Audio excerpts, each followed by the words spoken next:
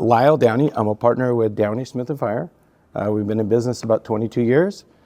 We started primarily as a tax recovery firm doing tax recovery services in the sales and use tax, the credits incentives area. The last couple years, we migrated to compliance and started doing compliance services. And so I got tasked with working with Avalara and building that practice.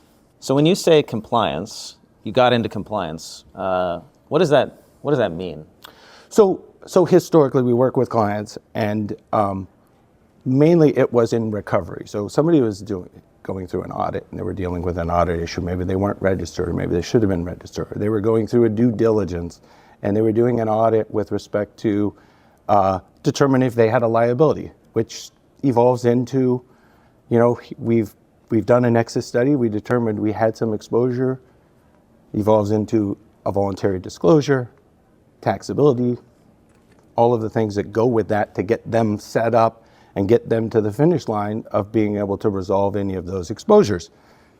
Then you have to do prospective ongoing compliance. And at that point, we would outsource that to, or we would refer that to one of our affiliates, and the client would migrate. And when issues would come up, they would seek, the person who's filing those returns. And so I think as part of this, it was an evolution for us to start providing that service so we can continue the relationship with that client.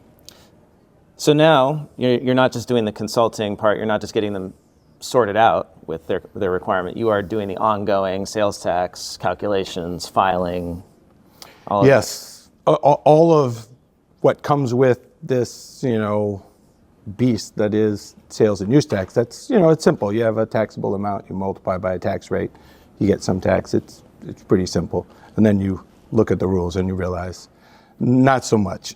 Right, like some states have thousands of different jurisdictions, or like what's the craziest state for sales tax?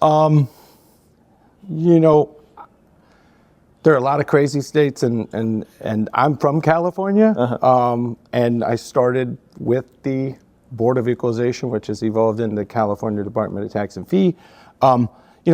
California's rules are quite complex, and the district taxes just complicate it immensely, and then you take it from counties down to cities, and you get total chaos. So that would rank pretty high, I think. The Colorado locals and some of the states that have locals, the Alabamas, the Louisianas, they always are fun to try to comply with. What's it like being an Avalara partner?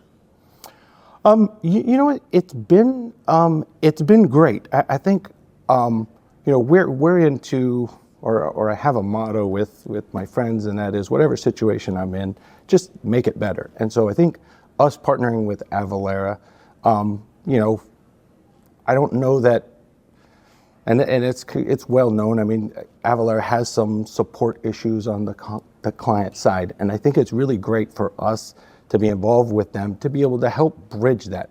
We might not be the expert that can solve that, but I feel like I'm in a better place to be able to have a resource or know a resource that I can provide to the client to solve a problem, which is really what we're trying to do in the end of the day, right? We have this complex issue.